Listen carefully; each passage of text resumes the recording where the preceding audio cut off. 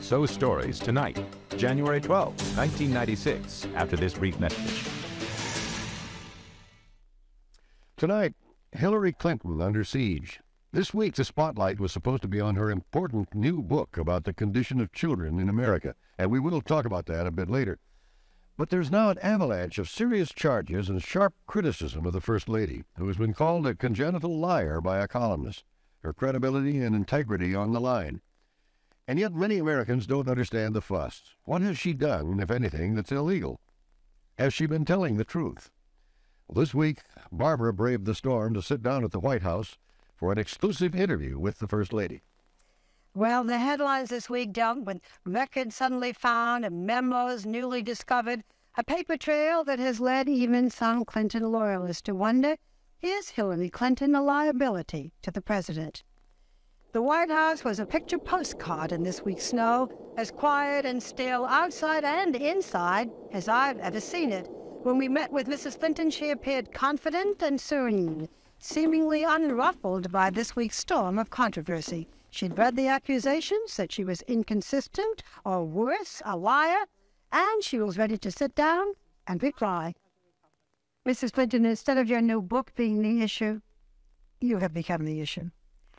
How did you get in this mess where your whole credibility is being questioned? Oh, I ask myself that every day, Barbara, because it's very surprising and confusing to me. But we've had questions raised for the last 4 years, and eventually they're answered, and they go away, and more questions come up, and we'll just keep doing our best to answer them, and hopefully it'll end at some point. Are you distressed? Occasionally I get a little distressed, a little sad, a little angry, irritated. I think that's only natural, but I know that that's part of the territory, and we'll just keep plowing through and trying to get to the end of this. Well, let's talk about some of the things that are so much in the news this week. The travel office. Last week, a 1993 memo by a former White House aide, David Watkins, was made public, in which he says that you were responsible for the firing of 7 people in the White House travel office because you wanted to have an Arkansas travel agency take its place, and there would have been nothing illegal about your doing that. But you have said you had no idea how the decision was made and that you had nothing to do with it. Is he lying? Well, I think what is fair to say is that I did voice concern about the financial mismanagement that was discovered when the president arrived here in the White House travel office. I think that everyone who knew about it was quite concerned and wanted it to be taken care of. But I did not make the decisions. I did not direct anyone to make the decisions, but I have absolutely no doubt that I did express concern because I was concerned about any kind of financial mismanagement. So is it a question of how much concern?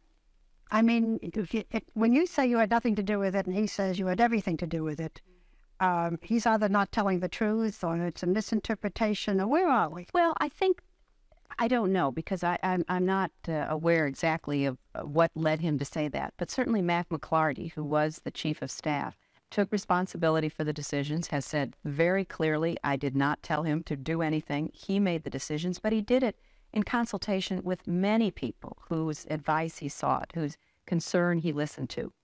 So I think, that's something that I'll have to let someone else explain. You see, the pictures that's coming out is of this domineering First Lady, Lynn. And in his memo, he refers to an earlier incident in which he said you'd been furious over his failure to transfer certain Secret Service agents. He says he feared any delay in firing the travel office members would not have been tolerated by you. He said there would be hell to pay. What was the Secret Service incident? Well, I'm not sure what David Watkins is talking about. I can tell you what I was concerned about, and again expressed it. There had been some stories that were in the press attributed to Secret Service agents. That you had thrown a land-quiet Bible? Or a Bible, or a Mercedes-Benz, or, there were many variations on it. When stories like that get into what I consider to be a respectable journalism, it does bother me. And it particularly bothered me that the Secret Service was being used to try to substantiate untrue stories. And I couldn't understand that. So I was concerned about it and expressed that concern. Did you ask to have certain Secret Service members put in another detail? No. I wanted the situation cleared up, because both for the Secret Service's sake, which is, after all, charged with a very difficult task, and we have a great relationship with them, but also for my sake. I mean, you know, I have a pretty good arm. If I'd thrown a lamp at somebody, I think you would have known about it. And, you know, when those things are said, I just don't want that to get a life of its own. So you wanted the situation controlled? I want, right. Well, I wanted, for example, the Secret Service to be able to say that didn't happen. And, Did they? oh, yes. I mean, those stories stopped. Did you ever throw a lamp at your husband? No, I didn't. Did you ever throw a Bible at your husband? No, I didn't. Do you have a terrible temper? No, but I do get angry about things. I'm not going to deny that. I do. There are things that I think are wrong, or things that I think should be fixed, and I am not at all shy about expressing my opinion. I try to be a direct person, but I don't tell people what to do. I say, here's what I think, and I'm concerned about this. Then there is the question of Madison Guarantee, a failed savings and loan that regulators say financed shady real estate deals.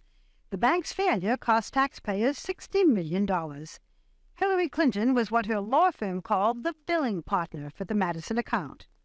There is a dispute as to how much work you did for the Madison Guarantee. You have said it was minimal. Mm-hmm. Investigators say you had a more involved relationship. Mrs. Clinton, I think most people don't understand it. They don't care how much you billed or how much money you made. But what they do think is, were you aware of any shady practices or actual wrongdoing on the part of this savings and loan for which you did legal work? Absolutely not. You did not know? Absolutely. Even in their real estate deals? No, absolutely not. And in fact, this whole matter originated because of this Whitewater land deal. And we said when that came up that this was a failed real estate transaction about 20 years ago now, where we lost money, and people said, well, prove it. So we proved that. Then they said, well, okay, how about this? The person you were in business with also later bought a savings and loan. Mr. McDougal. Mr. McDougal. Did you get money from that savings and loan? Was the money channeled to you? We said absolutely not. Did it go towards the president's campaign? Right, absolutely not. And in fact, an independent study that has been done for the Resolution Trust Corporation, the RTC, by an independent law firm, has looked at that Whitewater and Madison matter and said, indeed, what we said 3 and 4 years ago was the case. But they didn't have the billing records that they now have. Well, but that is not really the issue. You know, a month ago, people were jumping up and down because the billing records were lost, and they thought somebody might have destroyed them. Now the records are found, and they're jumping up and down. But I'm glad the records were found. I wish they had been found a year or two ago, because they verify what I've been saying from the very beginning. I worked about an hour a week for 15 months. That was not a lot of work for me, certainly. One of the fraudulent loans of Madison Guarantee, which has gotten suddenly a lot of attention, is something called Castle Grande. In a sworn statement, you said you had no memory of working on Castle. That's right. But these billing records show you made 14 to 16 phone calls to one of the major participants, a man named Seth Ward, and also drew up documents connected with Castle Grande. The big thing about this, again, to most people, is, again, a contradiction. And there's not a contradiction. Castle Grande was a trailer park on a piece of property that was about 1,000 acres big. I never did work for Castle Grande, never at all. And so when I was asked about it last year, I didn't recognize it. I didn't remember it. The billing records show I did not do work for Castle Grande. I did work for something called IDC, which was not related to Castle Grande. Was that Seth? And Seth Ward was involved in that. Separate deal. Separate deal completely. So, you know, we've asked Mr. D'Amato, tell us what the inconsistencies are. I mean, anytime we've been accused of something, eventually we have proven that it was a dry hole, that it was just another in the string of accusations. And we will do the same with these. Mrs. Clinton, while we are clearing up rumors, you know there is the reoccurring rumor about you and Vince Foster. What was your relationship with him? Oh, he was one of my dearest friends, Barbara. He was a colleague. He was a partner. He'd been a friend of my husband's since they were boys of 4 or 5 years of age, and I miss him. I miss him very much. And I just wish he could be left in peace because he was a wonderful man to everyone who knew him. You know, there is then this whole business after his suicide of whether you tried to have records removed or have them examined before they were shown to the Justice Department. And you have said that you did nothing to impede the investigation into his death, had no concern over access to the documents in his office. But then there were these blizzard of phone calls, you were in Arkansas, visiting your mother, from the Chief of Staff, Maggie Williams, from the White House Counsel, Bernard Nussbaum, from their close friend, Susan Thomas's phone calls back and forth, back and forth. And when Mrs. Williams and Ms. Thomason testified before the Senate committee, they keep saying they can't remember. So again, it all seems very mysterious, and it looks as if you had something to cover up. What? You know, I want to be very clear about this. Okay. There were no documents taken out of Vince Foster's office on the night he died, and I did not direct anyone to interfere in any investigation. I know very well what we were talking about. We were grieving, we were supporting each other. I was asking questions about how other people who were close friends and colleagues of Vince were doing, how his family was doing, and some of those phone conversations consisted of us sobbing on the phone. And nothing was taken from Vince Foster's office that you asked to have looked over, kept from the eyes of the... I didn't even know he had documents of mine in his office, so that doesn't make any sense at all. You know, on the one hand, the fact that these two records, the billing records and the travel memo come up this week is certainly not something you could have wanted when you're trying to publicize a book. That's right, absolutely. Although Senator D'Amato implies that they were going to be found anyway, and that's why you had to release them. But the White House is not Grandma's attic, and for 2 years people have been looking for these records. They were in your personal effect.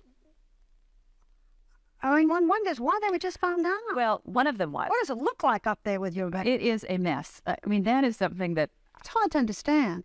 But I think people do need to understand that there are millions of pieces of paper in the White House. And for more than 2 years now, people have been diligently searching. But, you know, it's something that I can't explain because I wasn't part of finding it, didn't even know it was there. But I'm glad it was found. Why don't you just go up to Capitol Hill and talk to the Senate committee yourself and get this all over with? Well, we'll cooperate, and we'll do whatever is necessary. There is nobody who wants this over more than I do. I really want it to be finished with, to bring this matter to an end. And if it takes you going and testifying yourself, you'll go? I'll do whatever it takes to cooperate. I have a tough question to ask. Oh, dear. Oh, your question. Do you think that you are becoming more of a negative than a positive force for your husband? Are you becoming a political liability? Oh, I hope not, because I love my husband and I really believe in what he's doing and I want to help him.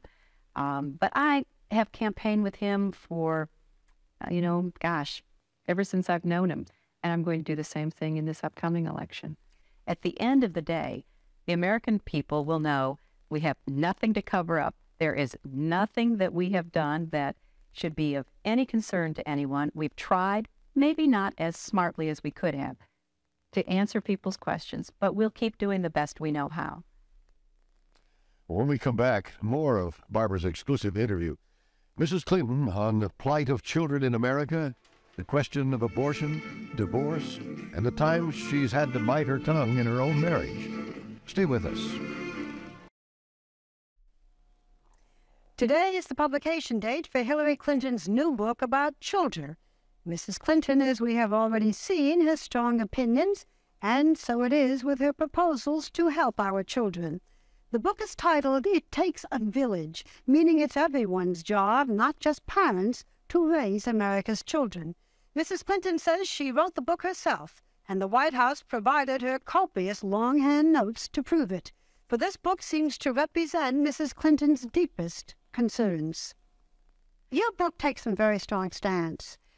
This is not what some people thought was going to be a nice, soft book to show that you had a softer image. One of the controversial parts of your book has to do with health care. Remember health care? Yes, I do. Very well. Okay. You speak of Medicare for older people, and you want it for children. You want universal health care for children. You want federally funded or funded early education, Head Start. You want funding for proper daycare. You seem to be swimming against the tide. All we hear about is less government, less money. You're saying just the opposite. Well, that's because I think the tide is not going in the right direction. I think we are causing ourselves a lot of problems because we are not doing what it takes to support families. And I mean, hold them accountable, hold them responsible. I believe strongly in marriage. I think that divorce should be harder for people with children. I want people to take responsibility for themselves and their kids. But at the same time, I'm out there. I know how hard it is for most Americans right now.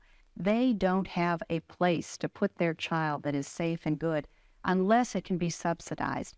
So for me, this is going in the right direction because in the long run, it is cheaper than prisons, it is cheaper than violence, it is cheaper than tearing at the quality of our life together.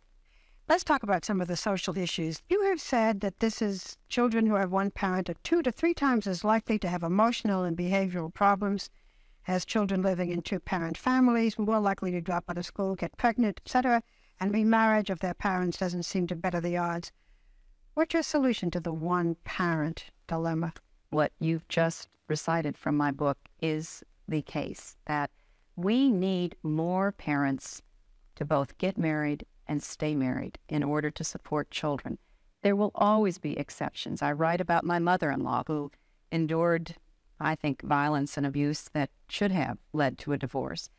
But in many instances today, it is not that extreme a case. And I think we ought to do a little more, both to help parents stay together, but if it's inevitable that they are going to divorce, to provide education and counseling so that they don't let their problems affect their children. And then in your book, you weave in your own personal experiences, and you say, my strong feelings about divorce and its effect on children have caused me to bite my tongue more than a few times during my own marriage. Right. When? Why? Oh, I can't all the time. I think any couple... You've considered divorce? No, never divorce. But certainly I have thought hard about how a situation can escalate out of hand. You have to really be committed to it, and you have to be willing to make compromises and to bite that tongue from time to time. To make that marriage last almost no matter what. At least during the childhood of those children, yes. You've heard the expression, murder yes, divorce no? Well, yes, I have. Did that ever apply to you? No, but maybe short of that. I've had, just like all of us, we've had our ups and our downs, but it's been such a great commitment for us, and I think having Chelsea made it even stronger. I want to talk a little bit about Chelsea. She's going to be 16 next year. Yes, she is. You've kept her out of the press, and the press has been really pretty good about it. Yes. She'll be going off to college. Tell us just a little bit about her. What is she interested in? What do you think she wants to do? Well, she is still very interested in ballet. Right now, she wants to learn to drive and get a driver's license, which is something I'm living in fear and trembling of. But her father, which is very scary, is teaching her how to drive. So they're happy. Well, there goes that relationship.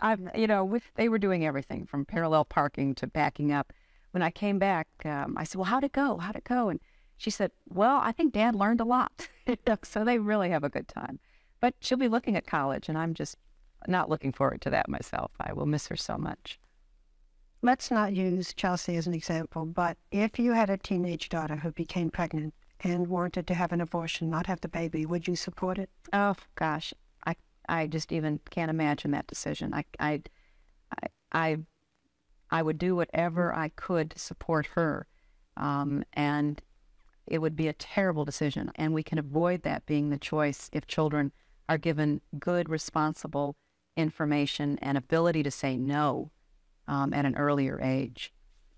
Do you feel that a parent should be notified if an underage daughter wants to have an abortion? I believe in parental notification. I think there are exceptions. There are situations in which the family is so dysfunctional that parental notification is not appropriate. But in general, I do believe. I think that families should be part of helping their children through this. If your husband is reelected, how will you follow up with the suggestions that are made in this book? Well, one thing I'll do is try to talk as much as possible about it, because I don't really want people necessarily to agree with me, but I want the state of our children to be the national conversation. I want to have a conference this spring, bringing together many of the people I talk about in the book, those who are actually on the front lines doing the work. Let's find out about that. Let's bring it home.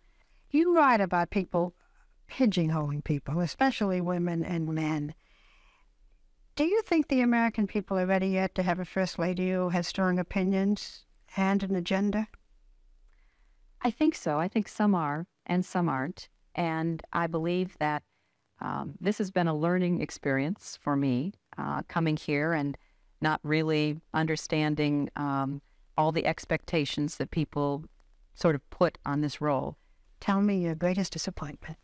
I think that I didn't know more before I got here about how I could have done a better job from the very beginning. I really do think that there could have been some different ways of pursuing health care that might have. I'm not saying it would have because it's such a political issue, but I think I could have done some things differently. And I just could have known more. I could have been better prepared for what I was getting into. Not that I would have been fully prepared. There is nothing that prepares you for this experience. But I think I could have avoided some of the mistakes I made. There is a nursery rhyme in your book. You know the one we're talking about? I think I do, yes. I could say it, but you say it.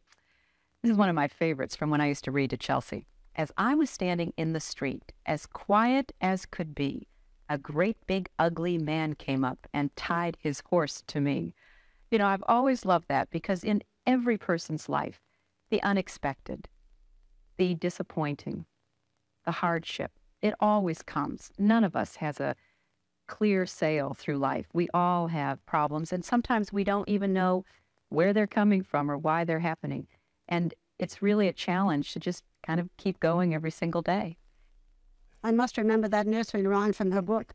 Right. You know, what's fascinating is that in spite of her attempts to change her image, sort of become more traditional, more behind the scenes. Yes, indeed, she was trying to, yeah. Yeah, she still is at the center of a storm. Mm-hmm. Is this book of hers going to help her any with that, do you think?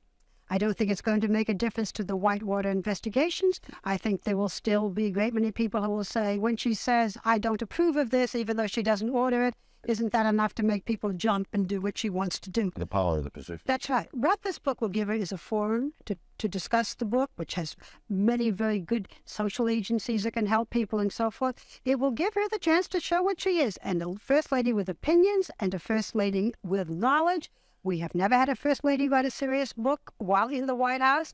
We have not had a first lady quite like this. I think people will be interested in where the money this book yields will go. It's going to go to children's hospitals, and the National Association of Children's Hospitals will help Mrs. Clinton decide where it goes. Very good. Thank you, Mark. Good. Well, next, a meeting you're not going to forget. Total strangers brought together by a magnificent gift. Bob Brown has their triumphant stories after this.